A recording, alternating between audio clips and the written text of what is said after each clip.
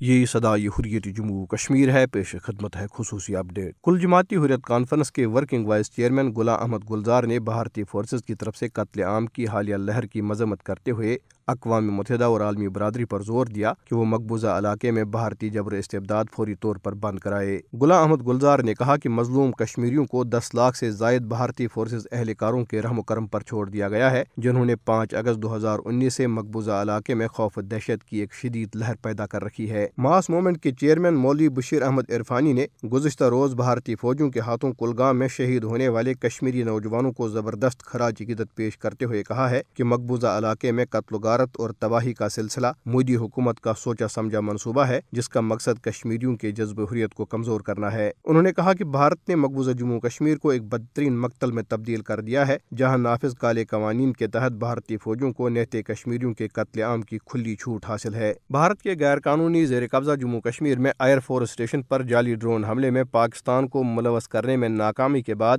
بھارتی قابض انتظامیہ نے اپنی شرمندگی مٹانے کے لیے ضلع راجوری میں ڈرونز کی خرید فروخت اور استعمال پر پابندی عائد کر دی ہے، جبکہ پہلے سے خریدے گئے ڈرونز کو پولیس کے حوالے کرنے کی بھی ہدایت جاری کی گئی ہے۔ بھارت کے غیر قانونی طور پر زیر قبضہ جموں کشمیر میں سکھ لڑکیوں کے زبردستی مذہب تبدیل کرانے کے بارے میں حالیہ اطلاعات حقائق پر مبنی نہیں ہے، کیونکہ اسلام میں جبری شادیوں اور مذہب کی تبدیلی کا قطعی طور پر کوئی تصور نہیں ہے۔ خصوصی اپ ڈیٹ ختم ہوا۔ چند روز قبل 2 سکھ لڑکیوں نے مقبوضہ جموں کشمیر میں اپنی مرضی سے اسلام قبول کر کے 2 مسلمانوں سے شادی کی۔ اسلام، مسلمانوں اور کشمیری عوام کی حق خود ارادیت کو بدنام کرنے پر کمر بستہ چند شر پسند عناصر نے ان واقعات کو خوب اچھالا۔ دہلی کے چند سکھ گروہوں جو بی جے پی اور RSS کے اتحادی ہیں نے ان واقعات کو بڑھا چڑھا کر پیش کیا، اور بھارت کے ہندو نواز میڈیا نے لو جہاد اور دیگر اصطلاحات گھڑ کر کشمیری مسلمانوں کے خلاف زہریلا پروپیگنڈا کیا اور مقبوضہ جموں کشمیر میں فرقہ وارانہ فساد بھڑکانے کی ناکام کوشش کی۔ کشمیر اور اسلام دشمن قوتوں نے بھارتی میڈیا کی ملی بھگت سے جو